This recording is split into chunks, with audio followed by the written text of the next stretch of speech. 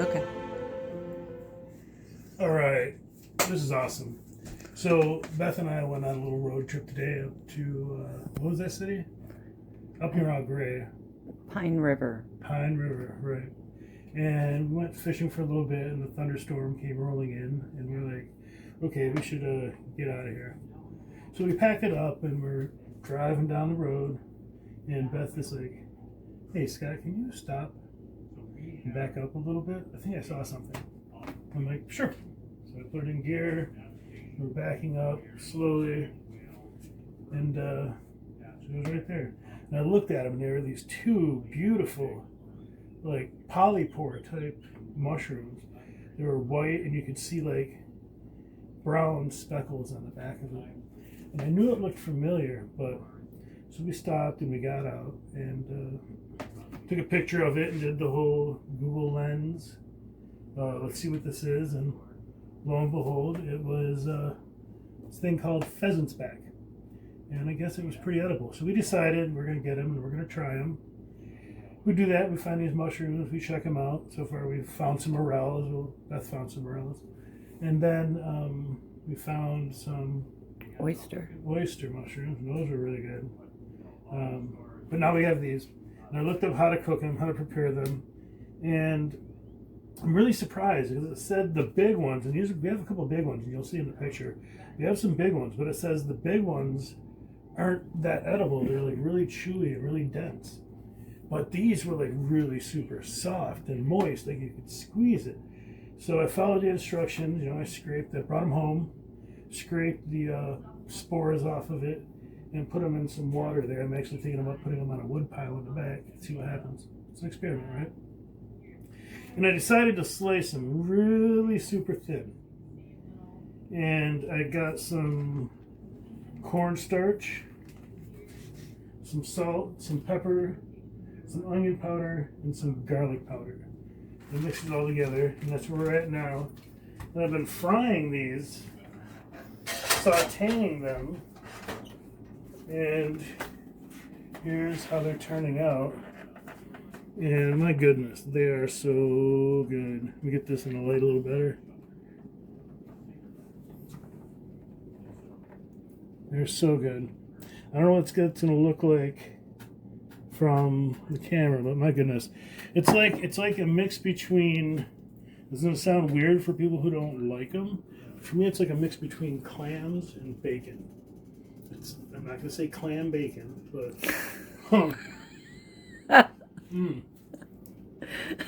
it's so good. It's meaty. So here's how I'm doing it. Okay, I'm taking about a quarter stick of butter. I'm putting it in this. I bet you if I close this washing machine, you can get up a little closer. All right. Think about that ahead of time next time. All right, I'm just putting this butter in there. I'm putting just enough to get a nice little sizzle going on the bottom, like that. Then I'm taking this blend of cornstarch, salt, pepper, onion, and garlic powder. And I'm taking these pieces. These are the first cut. I'm taking them and I'm sorting the pieces that are thin and the ones that aren't thin enough. I'm going to cut up a little later. And I don't know how much of this I'm putting in, just enough to kind of coat the pheasant back mushrooms. I'm stirring it in here. If this is a professional kitchen, I'd have gloves on, but it's not. It's a play kitchen. So I'm going to let this thicken up just a little bit. In fact, I'm going to add a little more. But not enough to be like a breading. It's not a breading. It's just coating And I guess it's a breading. I don't know if there's probably some term for it. I mean, it's like just slightly on there. You can't even really, you can see that it's like coated. Okay, then what I'm doing, unfortunately, our little oven over here has a little angle. So I have to like get this in just the right place. Alright, so I'm just putting it in here.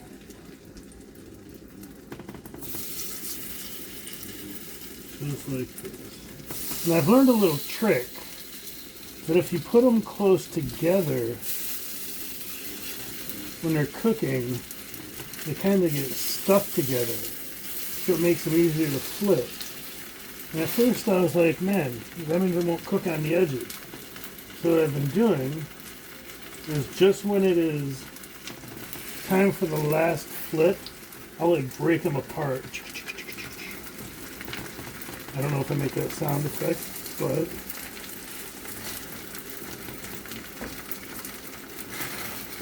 okay, and these are going to go in here for about 5 minutes on each side. I'm going to cover it up a little bit because I don't want it to dry up and burn too much. And I have the heat on about low, between low and medium. I guess that's medium low. And we will check back in about 5 minutes when I flip them over, and you'll see what I mean, how it's easier.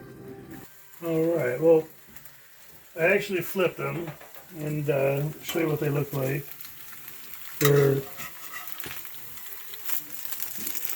This is the side that was only been up for a few minutes. It looked like before. Here we go. So I'm going to I'm going to saute these until they're about, I don't know, maybe 20-30% smaller than that. So what's happening is as it cooks, it's releasing the moisture. Now this batch this is the batch we're going to be snacking on, and it's well done bits. Like I said, it's like a bacon. It's really good. Here.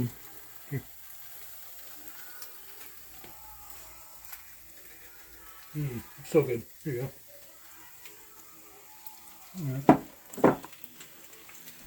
Beth gets paid for her camera work in bacon tastings, mushroom bacon tastings. Alright, so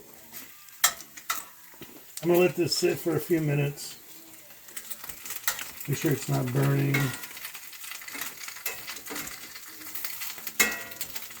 And I'll flip it over. And I'm actually going to turn the heat up a little bit so it crisps up just before I put it on here.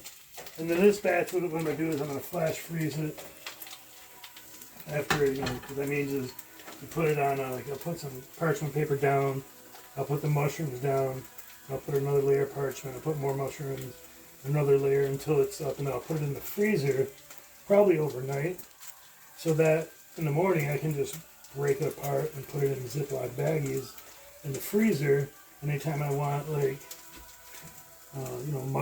add mushrooms to a soup, or have that morning mushroom bacon that I was talking about.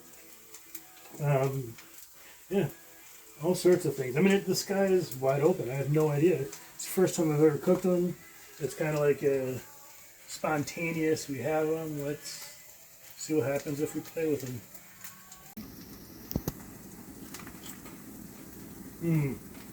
That's crispy.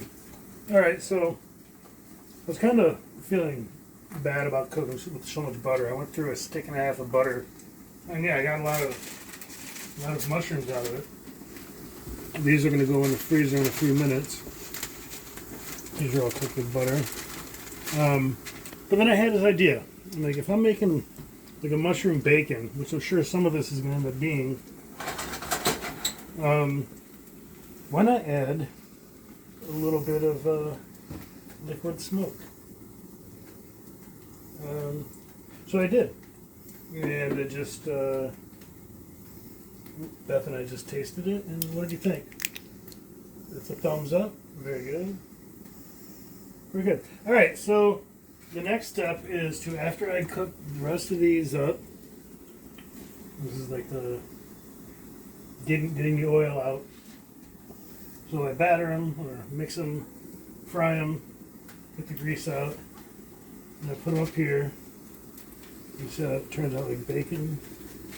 And then once these are full. Once I'm out of mushrooms to cook, I'll put these in the freezer. I don't know if it's going to take overnight because they're not hot, but long enough to break up and put it into little serving size plastic baggies. And then we'll just pull them out as needed.